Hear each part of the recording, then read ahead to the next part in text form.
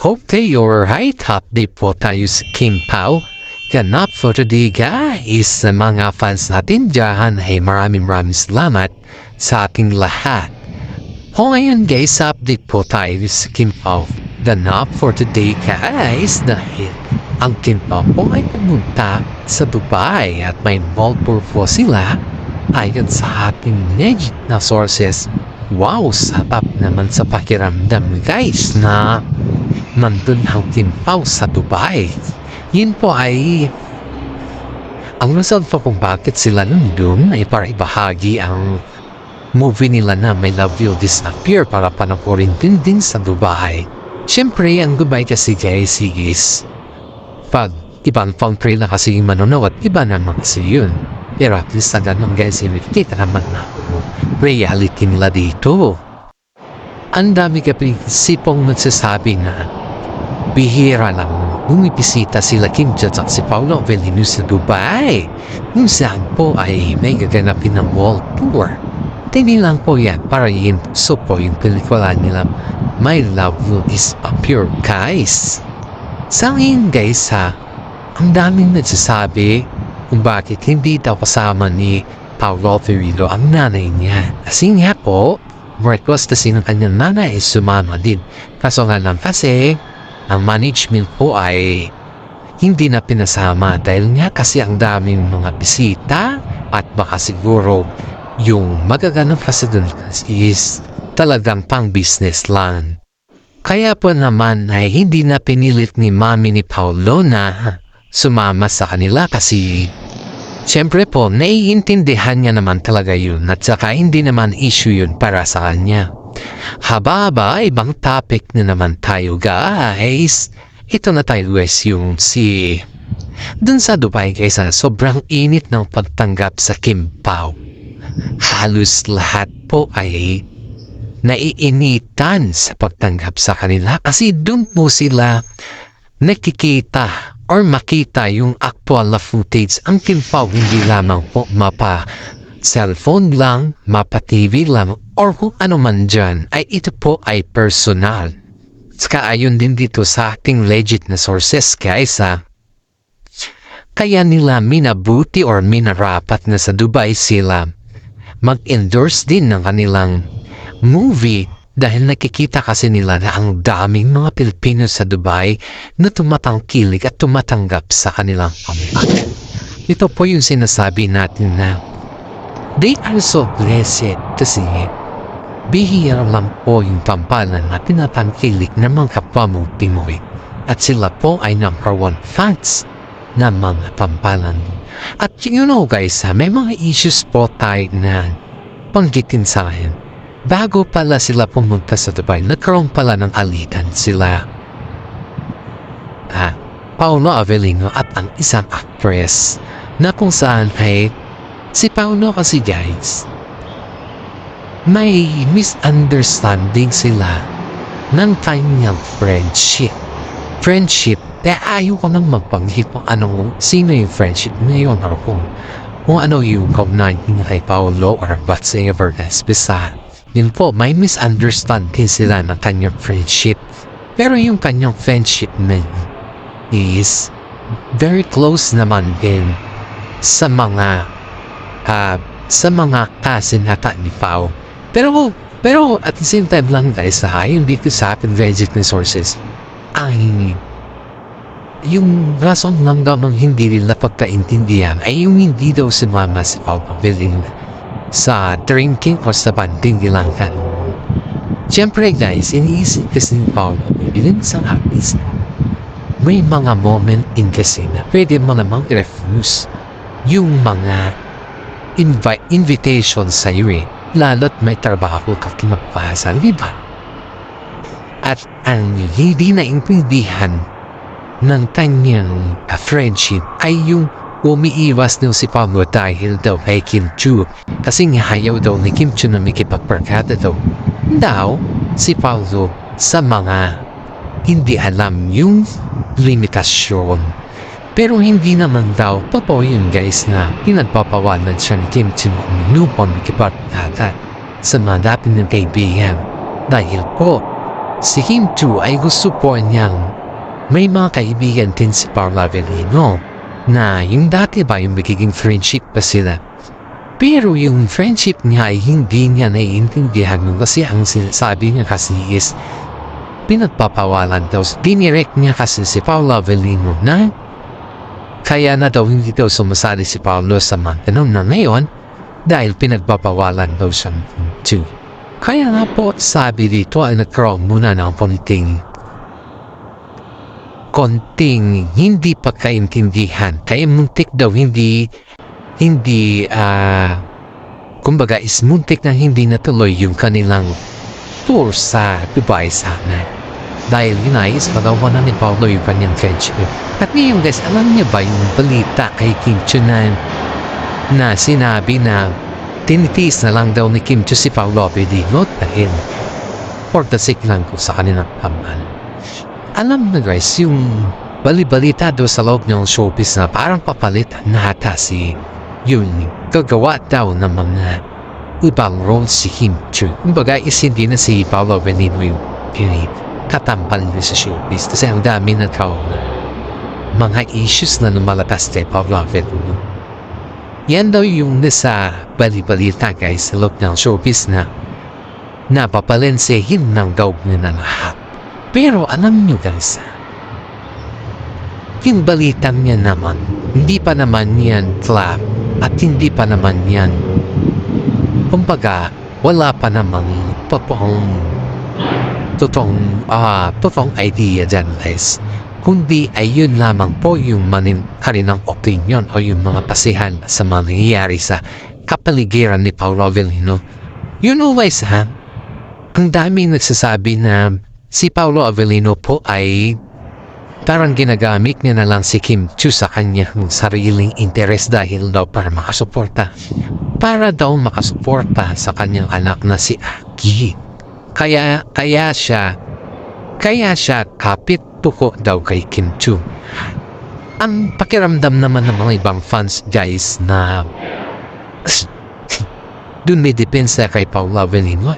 Hindi naman kapit po si Paolo Avellino kay Kim Chu, kundi talagang ang ganda ng makarilang famous team. Pinipilit kasi nila iluugnay si Kim Chu sa isang young actor na kung saan nakitaan daw sila Kim Chu at yung si young actor ng chemistry. Yan yung sabi nila guys. Ang tanong ng mga netizen, paano naman yung chemistry nila Paolo Avellino at sa kasama Paolo Avellino at saka si Kim Chu kung yung siyang aktor ang dinibigin ng mga ayaw sa Kim Chu pagpata. Sige daw guys spotted daw kasi si Kim Chu na may kausap na yung aktor. Yung aktor na yung guys is bagong palabas na kata sa bagong likha lang na artista. Siguro nagkiusap yung mga aktor na kung ano yung mga technique kay Kim Chu dahil si Kim Chu po ay talagang alam naman din na 100% na siya na alam niya na talakalan ng showbiz.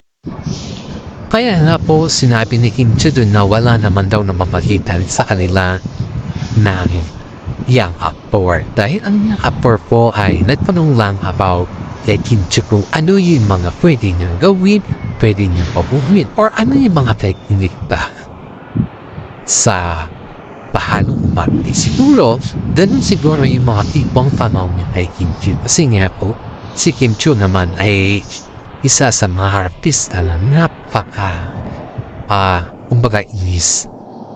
napaka-approachable niya guys.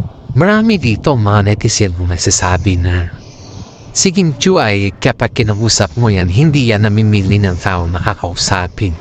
Ikaw ay bigyan niya talaga ng mga karapatan na kausapin rin niya bilang isang tao at hindi bilang isang artista. Ganun po kasi yung sistema ni Kim Chu guys.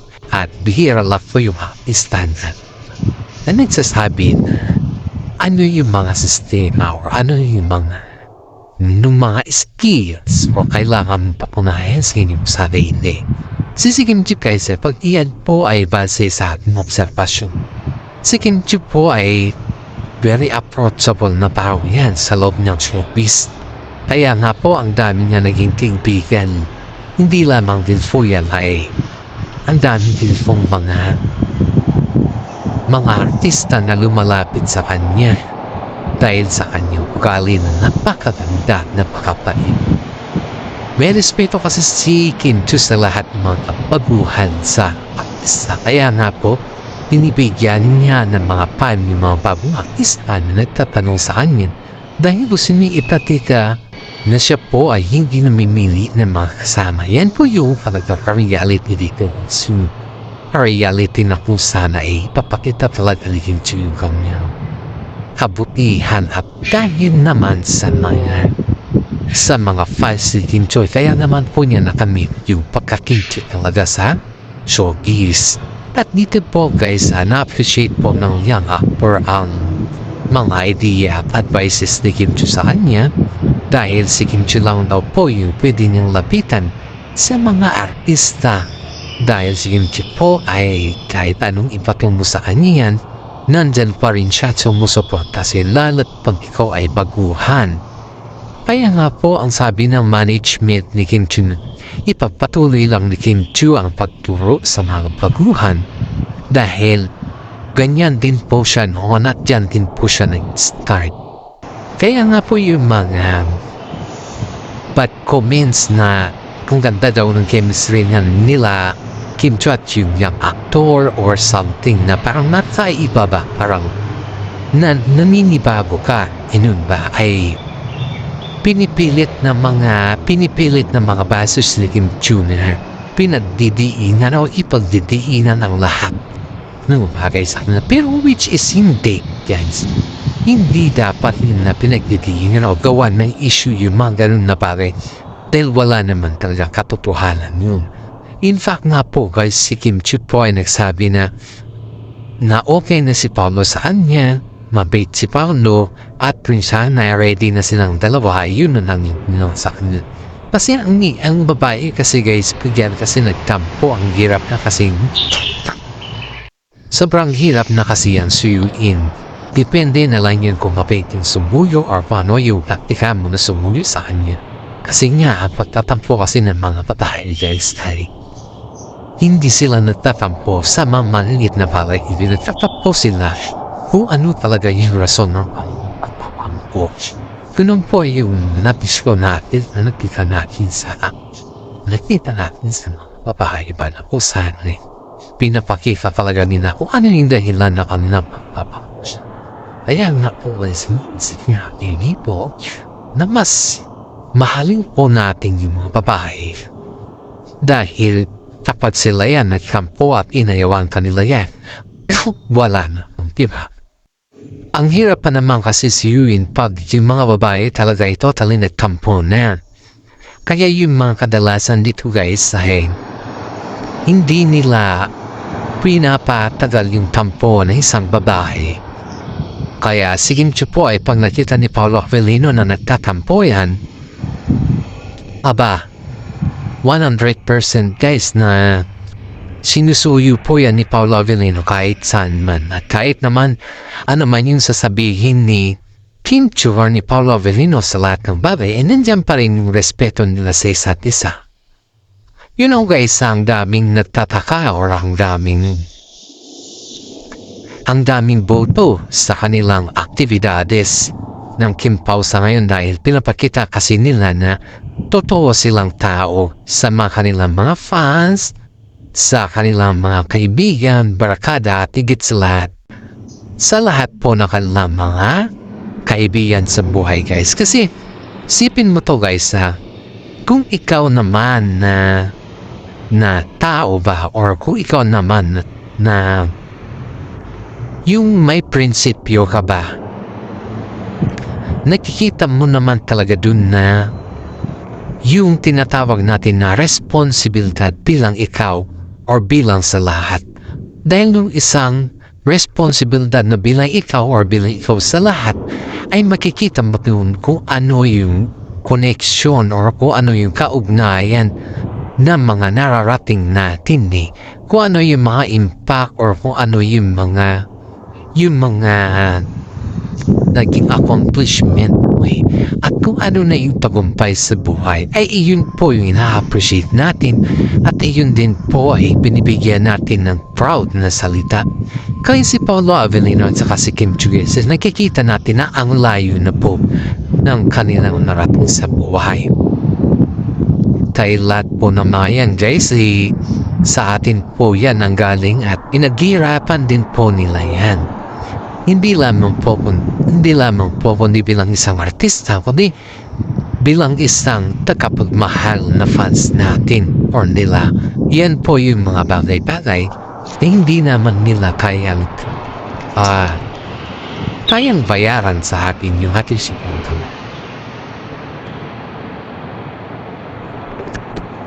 Kaya marami din dito ang nagsasabi na napakaswerte ni Paolo Avellino kay Kim Chiu dahil nakikita niya talaga yung totoong kadahilanan o yung totoong pagmamahal sa kanilang buwa. Yan po yung tinatawag natin na swerte sila dahil minahal at tinanggap din sila ng mga fans nila. Kaya nga po guys, ang daming nagmamahal sa pinto sa ngayon dahil pinapakita din nila kung ano at sino sila. At ayon din dito sa ating legit na sources, ang Kim Pao daw ang #1 fans ng mga nasa ibang bansa. Ito na naman tayo guys, may bagong movie na naman ang Kim Pao na niluluto after this yung palabas silang My Love Will Disappear. Siguro guys ito yung masasabi ko sa ngayon dahil hindi pa naman natin perfect na or hindi pa natin approved to, pero ito yung plano sa loob ng showbiz sa kanila. Ayon dito sa ating kaibigan na management na malapit sa kanila ay parang gaganapin ata yung kanilang bagong show sa Amerika na kung saan ay naghahanap pa lang sila ng location kung saan nila gaganapin dahil nga daw mas pabor daw si kila Kim Chiu at saka si Paolo Avellino pag yung movie ay gaganapin ata sa ibang bansa dahil gusto rin daw nilang may experience ba or gusto nilang maging maganda din yung output pag sa ibang bansa daw nila gaganapin yung guys. At higit sa lahat guys parang gusto din nilang patunayan sa kanilang sarili na mas maganda pa rin pag doon nila gaganapin sa ibang bansa kesa daw sa Pilipinas. Hindi naman sa yung pangit sa Pilipinas, pero mas pabor kasi sa kanila kung sa ibang bansa daw nila gaganapin, and at the same time mas maganda rin daw dun para makapasyal din daw yung mga ibang staff nila.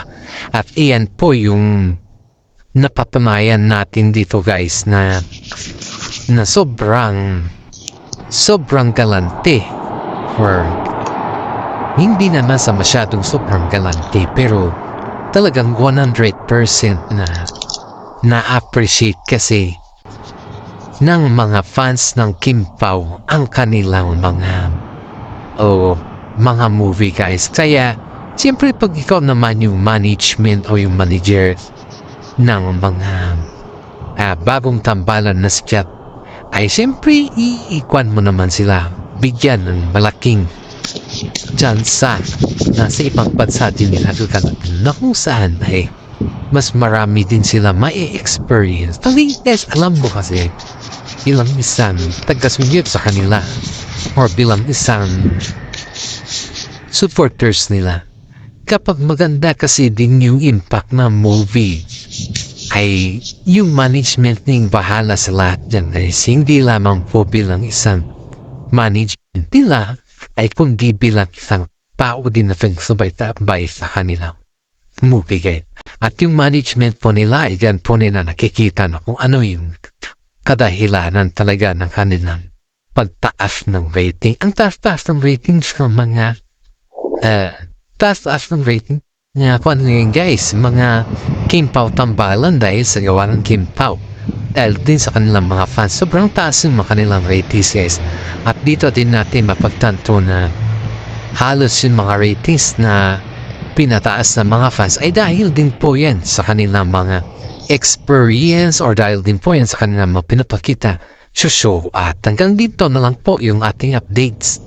Maraming salamat at God bless po sa ating lahat. Sana naway ay easy like and share po natin ang ating updates for today. God bless po at maraming salamat again.